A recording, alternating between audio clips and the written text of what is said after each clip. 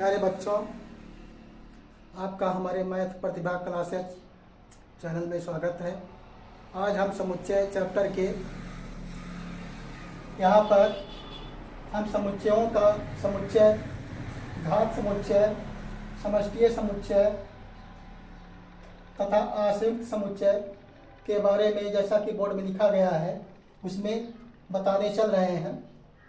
यहाँ पर लिखा गया है समुच्चयों का समुच्चय, सेट ऑफ सेट्स, अर्थात जो है ऐसा सेट जो समुच्चयों का समुच्चय हो, ऐसा समुच्चय जिसके अवयव स्वयं समुच्चय हो, समुच्चयों का समुच्चय कहलाता है।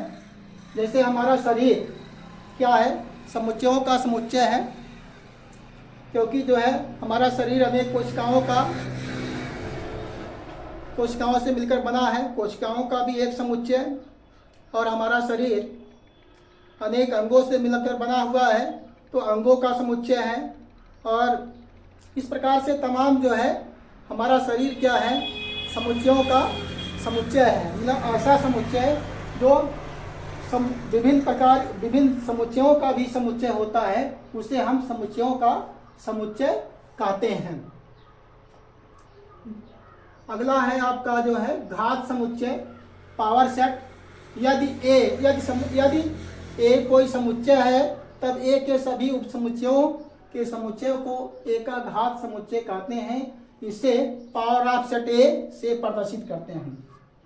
अर्थात जो है पावर ऑफ सेट ए क्या होता है कि सभी उपसमुच्चयों का एक समुच्चय होता है। सभी, अगर कोई आपको समुच्चय दिया गया है तो उसके जितने उपसमुच्चय होंगे उनको आप मझले ब्रैकेट में लिख दीजिए, तो क्या हो जाएगा, घात समुच्चय कहलाएगा। उसे पावर ऑफ सेट ए से प्रदर्शित करेंगे। यहाँ दिया गया है यदि कोई समुच्चय है, तब ए के सभी उपसमुच्चयों के समुच्चय को क्या कहेंगे, घात समुच्चय कहेंगे। इसे हम एक क्वेश्चन के द्वारा समझ सकते हैं अच्छी तरीके से। जैसे यहाँ पर दिया गया है ABC क्या है, एक कोई सेट है और उसका जो है हमें घात समुच्चय ज्ञात करना है। तो यहाँ लिखेंगे आंसर इसका क्या हो जाएगा, आंसर क्या लिखेंगे, ABC का घात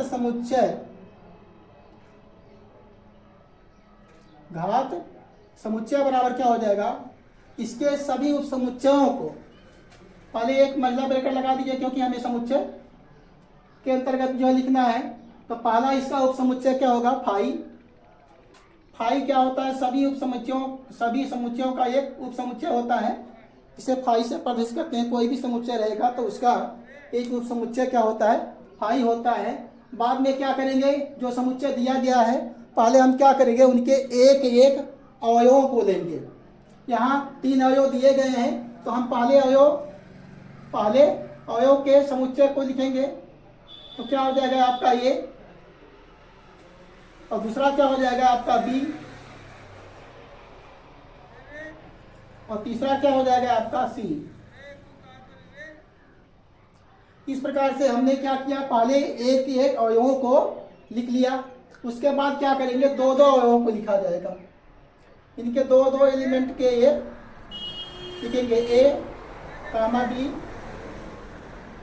क्या भी एक उपसमुच्चय है, बी कामा सी, क्या भी एक उपसमुच्चय है, और ए कामा सी, क्या भी क्या एक उपसमुच्चय है। अब क्या करेंगे, 3 अवयवों को लिखा जाएगा।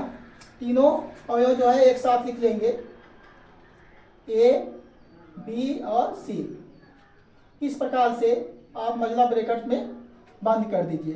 अर्थात हमने जो सेट दिया गया था, ABC दिया गया था, उसके हमने क्या किए, सभी उपसमुच्चय निकाल लिए और उन समुच्चयों को एक मझले ब्रैकेट के अंदर बंद कर दीजिए। यही क्या है, आपका घात समुच्चय कहलाता है, पावर ऑफ सेट ए। कोई भी सेट यहाँ रहेगा उसका पावर ऑफ सेट निकालेंगे। कैसे, आप उसके पहले सभी समुच्चय उप समुच्चय निकाल लीजिए और उसको मझले ब्रैकेट के अंदर, कर्ली ब्रैकेट के अंदर बंद कर दीजिए। उसी को क्या कहेंगे? घात समुच्चय कहेंगे। अगला है समष्टीय समुच्चय, यूनिवर्सल सेट। यूनिवर्सल सेट दिया गया है यहाँ पर। यूनिवर्सल सेट कभी कभी ऐसा होता है कि सभी विचाराधीन समुच्चय एक ही समुच्चय U के उप समुच्चय होते हैं। इस अवस्था में समुच्चय U को समष्टीय समुच्चय कहते हैं। अर्थात आपको एक से अधिक जो है समुच्चय दिए गए हैं तो वे समुच्चय क्या होते हैं? किसी एक बड़े समुच्चय के क्या होते हैं? अवयव होते हैं। उन्हें क्या कहते हैं? समष्टीय समुच्चय कहते हैं। जैसे इसको हम एक क्वेश्चन के माध्यम से अच्छी प्रकार समझ सकते हैं।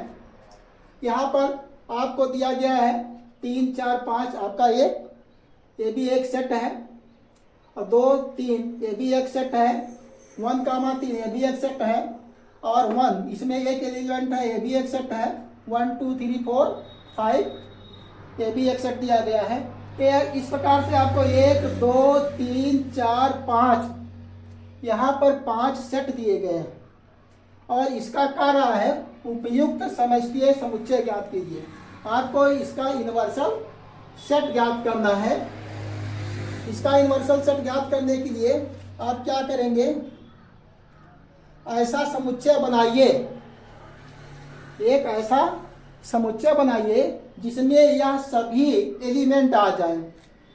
जिसमें सभी एलिमेंट आ जाएंगे तो क्या कहलाएगा? समष्टीय समुच्चय। तो क्या हो जाएगा इसका समष्टीय समुच्चय?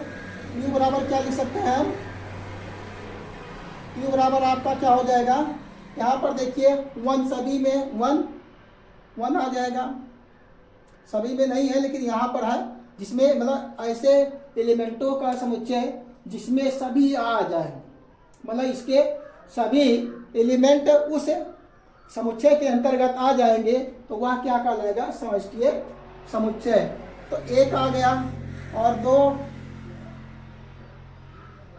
2 आ जाएगा, 3, 4 और 5।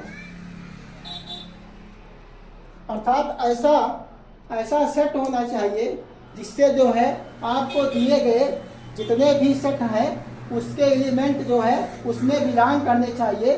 तो वह क्या कहलाएगा? दिए गए समुच्चयों का समष्टीय समुच्चय कहलाएगा।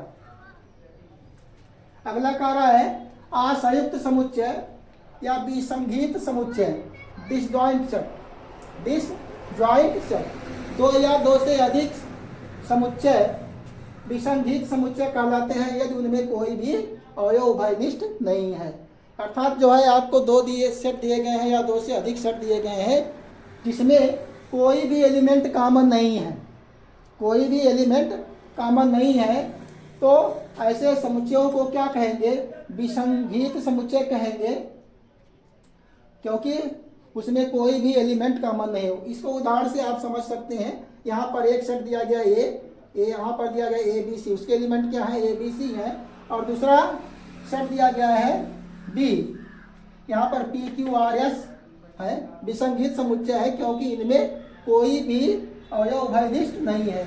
यहाँ पर ABC है, यहाँ PQR है, तो कोई भी एलिमेंट दोनों में कॉमन नहीं है। इस प्रकार इसे क्या कहेंगे? विसंगत समुच्चय कहेंगे या इसे डिसजॉइंट सेट कहेंगे हम।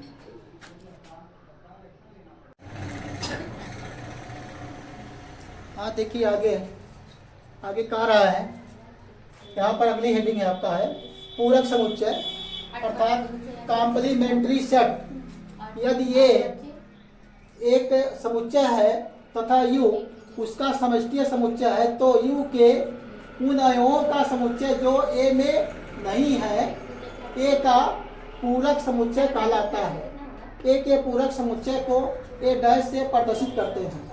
अर्थात जो है कॉम्प्लीमेंट्री सेट को हम उसके जो सेट दिया रहेगा उसके ऊपर डैश लगा देंगे तो वह कॉम्प्लीमेंट्री सेट को प्रदर्शित करेगा।